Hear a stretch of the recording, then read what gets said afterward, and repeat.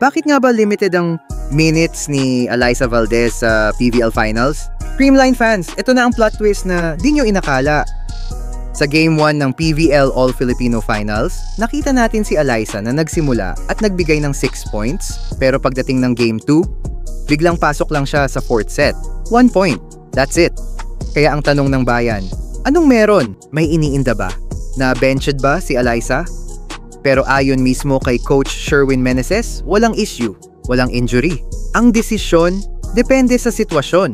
Ibig sabihin, taktikal ang galawan.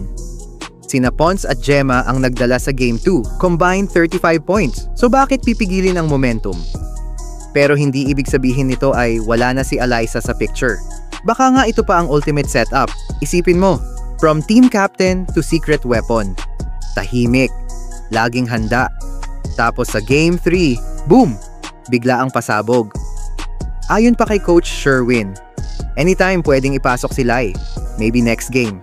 At kung matagal ka nang nanonood ng PVL, alam mong pag sinabing next game, posibleng Alyssa time na yan. Winner takes all.